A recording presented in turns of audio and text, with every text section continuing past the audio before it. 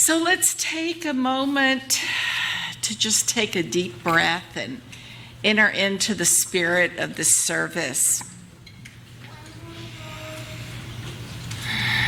Our opening words this morning come from now retired Clemson professor of economics and long-term member of this congregation, Holly Ulbrich, and this is from her book, Our Money, Our Values. She says, the Greek philosopher Aristotle set forth the notion of the golden mean. Every virtue represents a middle ground between two extremes considered to be vices. Thus, prudent in managing one's resources, a virtue, lies between the extremes of miserliness on the one hand and extravagance in the other. Courage lies between cowardice and foolhardiness. The value of order strikes a balance between chaos and rigidity. The value of responsible citizenship in a democracy lies in the middle between anarchy and blind obedience to authority. Good morning. It is a joy and a privilege for me to be here with you again. This place holds and will always hold a very special place in my heart. And I am just so very happy to be here and so happy to see so many of you again. Welcome. Before we move forward today, let's take a pause and let's allow that part of us that does all the thinking, let's allow that part to just take a few minutes off.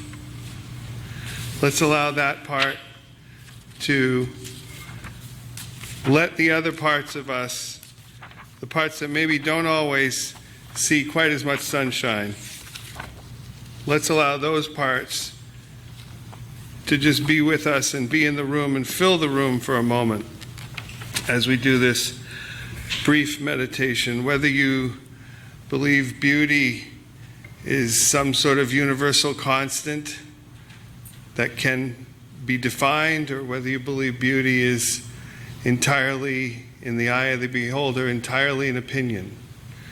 Let's be with this part. See a blossom in your mind. Allow it to fill the interior of your imagination. Greater perfection in a form in nature cannot be imagined. With an inward gaze, absorb each wondrous fluted petal. Slide down its humid surface until you drop as the dew into its velvety core. Immerse your senses in this safe chamber. Such fragile beauty gives impulse to weep. Slowly reverse the journey as you ascend the shaft toward the wider light. Turn your imagination around and around to see its many facets. Stored within is the memory of all flowers. Marvel that this creation, while utterly fragile, yet undaunted, boldly buds forth, turning resolutely toward the sun. We too shimmer with expectation, exuding our own illumination, color, pulse, and scent. Vulnerable, we still venture our lives courageously toward hope and light, once fragile and rooted.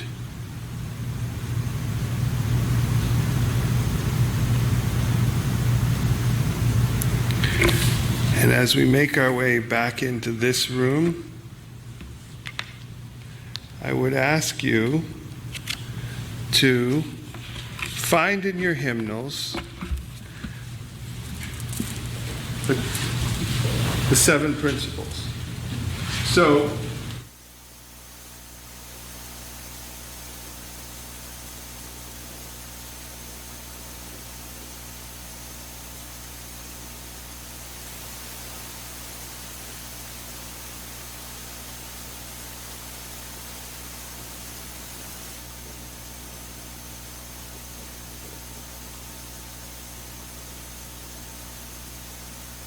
principle. And you have to count the lines down, they're not numbered, but I'm going to ask you to read it with me. A free and responsible search for truth and meaning. That's what we're going to talk about today. 9 words. I'm going to spend 20 minutes talking about 9 words. Okay? And to do that, to bring us into that space, what I'd like to do is I'm going to tell you 2 stories. One about me and one about someone I met. And I'm not telling you the story about me so that you know about me. That's not why I'm telling you the story. I'm telling you the story about me because I know that my story is similar to a lot of your stories, and I want you to feel what we're going to talk about. So let's start first with the story about me. I am, as you can kind of look, a white male, right? I'm cisgendered, which means my physical being and my spiritual being line up with each other. And I'm straight. Straight, white, cisgendered male. That is the trump card in today's society, isn't it? Right? And you can't even use that word anymore. I'm still a good guy. You know, you can't use the word Trump anymore. But I am that.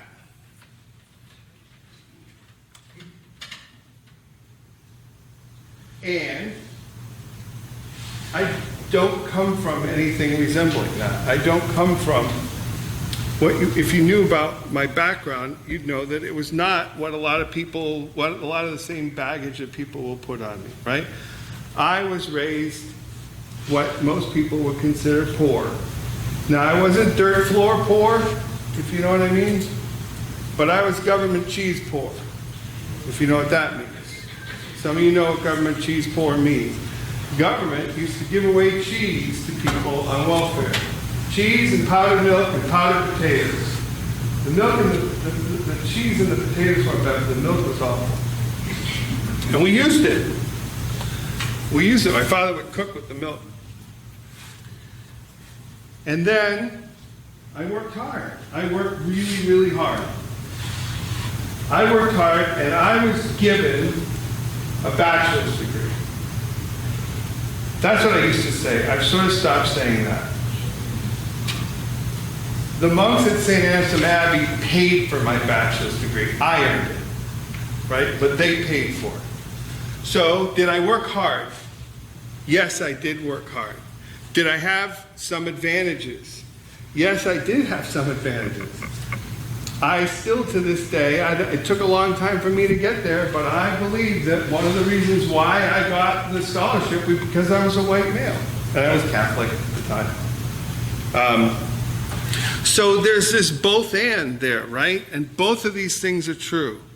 Yes, I did work hard. And yes, I do have some privilege. I have a lot of privilege. They're both true. When this conversation comes up, a lot of times we get pushback, right? we like to push back, especially when we hit the privilege thing. We like to push back on it. Well, I don't feel privileged. I ate government cheese. I did not feel privileged. If you had told me when I was 12 that I was privileged, I would not have believed you. Didn't feel it. Now let me tell you a quick story about someone I met. This is a wonderful story. It's a story about a hospice husband. A hospice husband, this woman that I knew, she was about 35 years old, and she was diagnosed with a terrible disease, and she wasn't going to make it. She was supposed to live 6 months. She lived 16 years. In and out of hospice, in and out of hospice, in and out of hospice. Finally lost her battle. And the husband went into a deep depression. And the reason the husband went into a deep depression was for 2 reasons. 1, he missed his wife. And 2, he was racked with guilt because he was relieved. It was so much easier now. And that killed him. Both were equally bad. They battled each other in him. And I tried to help him and say, those are both true. Don't fight them. Don't push one out. He kept trying to push the guilt out. He kept trying to just ignore it. You can't ignore the truth. If we're going to engage in a free and responsible search for truth and meaning, you can't ignore what's happening to you. You can't ignore the parts of you that make you uncomfortable. You can't ignore the parts of what you see that make you uncomfortable. Although it's really easy to ignore those parts, isn't it? Right? It's easy for me to say, I'm not privileged. I work really hard. I eat government cheese. That's really easy for me to do. But it ignores facts. And for those of you who like science, what happens when you ignore facts? You get Polish?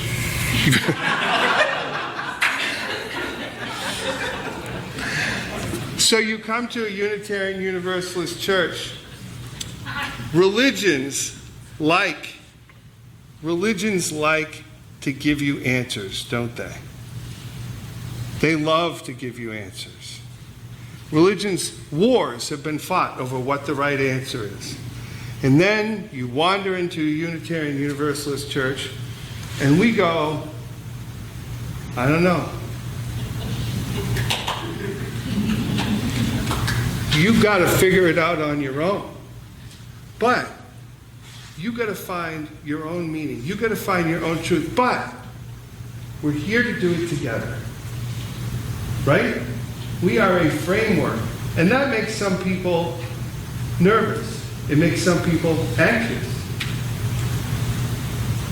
And the other thing that it makes Unitarian Universalism, and it makes being a Unitarian Universalist really hard. It's a lot of work. It's a lot of work. I, as a maybe one day minister, would love to be able to tell you when you are sad and when you are pushing away the grief that you have about feeling awful, about being relieved that your wife died, to just say, well, that's God's will. That would be so much easier, wouldn't it?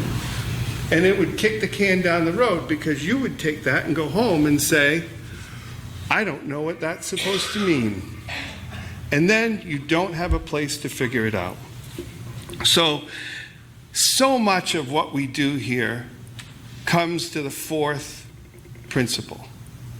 The fourth principle, to me, is ultimately important to Unitarian Universalists. And it's racked with contradictions in and of itself. Let's look at it just for a minute. 9 words, right? Not that hard. First of all, let's split it in half. First thing I'm going to say is that the search for truth and meaning is a human condition. It's like breathing or your heart beating. You can't stop it. So that part of the fourth principle is just a statement of fact. People look for truth and meaning. That's what they do. You can't slow it down. You can't stop it. And not just Unitarian Universalists, every religion, even religions that give you patent answers to questions, these people are looking for answers to questions. So they're looking for truth and meaning, aren't they? Truth and meaning are a little bit different. It's like the difference between wisdom and knowledge, right? Knowledge is universal, right? So if we put sodium chloride together, that makes salt, right?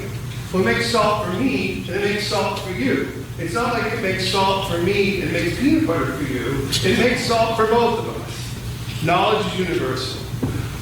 Wisdom, meaning, not universal.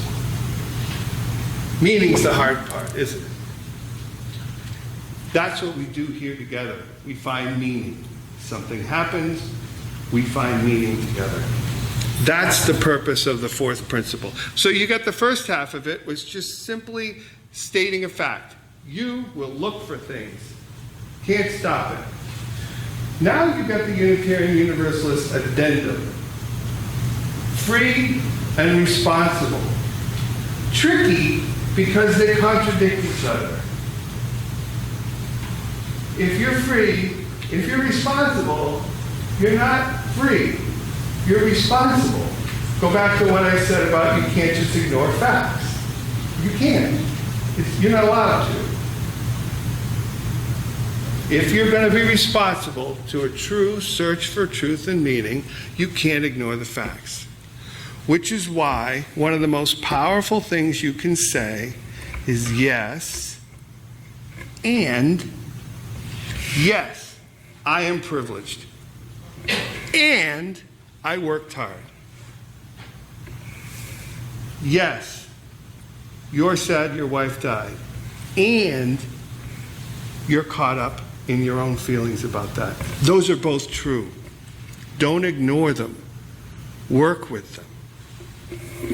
Let's look at our two quotes for today for a minute. First, I'd like you to look at the Aristotle quote. Well, you can't look at it. I have it here. Imagine it in your minds. Every virtue represents a middle ground between two extremes. And if you haven't read Hawley's book, it's a good book. It's a good book. Every virtue represents a middle ground between two extremes. On one hand, you have extravagance. On the other hand, you have miserliness. In the middle, you have the virtue, prudence. Right? What we tend to do is when we're being miserly, when we're being extravagant, we like to push those out. We like to push them out. What I'm urging you to do is look at them and go, yes, I am being extravagant right now. And also, I can be miserly if I can only bring myself to the middle. And on that particular thing, you can't average them out, by the way. You have to actually aim, right? Courage lies between cowardice and foolhardiness. Where do I find the middle? I find the middle not by ignoring the edges, but by bringing the edges into the conversation.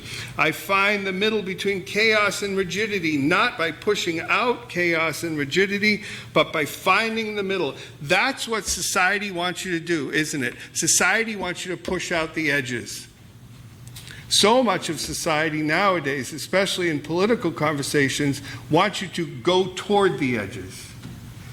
What I'm saying is, and I think what Unitarian Universalist is saying is, if you are going to go for a free and responsible search for truth and meaning, you can't ignore the edges. You have to bring them into the conversation. You have to acknowledge that part of you that is on the edge and bring it into the conversation. And the way you do that is by saying yes, and also, and you find where you are.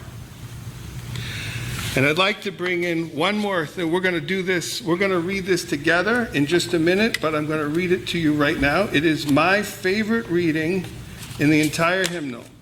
If you read the entire hymnal from cover to cover, and the only thing you take away from it is this, you win. If there is to be peace in the world, there must be peace in the nations. If there is to be peace in the nations, there must be peace in the cities. If there is to be peace in the cities, there must be peace between neighbors.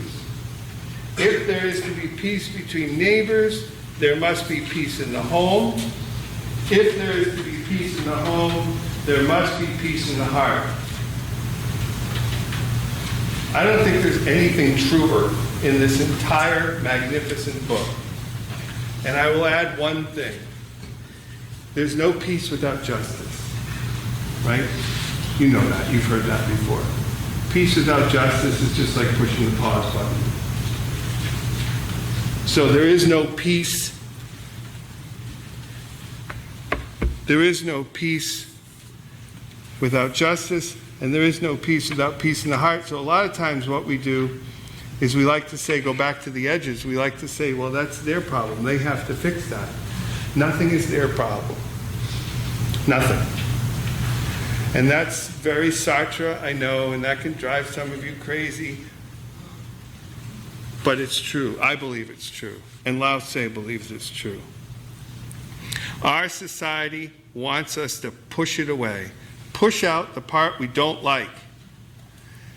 And I think Unitarian Universalism is begging you to bring in the part we don't like and bring it into what we do. Aristotle wanted us to find the middle. Can't do that without knowing where the edges are. This is a challenge, and it's the strength of Unitarian Universalism. The challenge is, if you're a Unitarian Universalist, there's no answers. We don't have a book that you can go home and read page 22 and understand. And for some of you, that's good. You like that. But in times of need, in times of stress, that can be a little hard.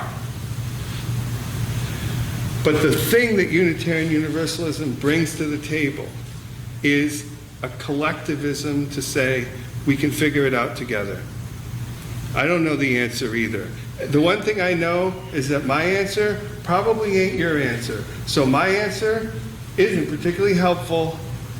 Maybe it might be a little, but that's what we do. That's the work we do together when we go together for a free and responsible search for truth and meaning. And the way to get there, one way to get there, is when you're confronted with the extremes, say yes, and I know that's sort of bringing improv to religion, which sounds a little, I don't know, but it works. It works for me. It works for me. And I would ask you to see if it works for you. What could go wrong? Give it a try.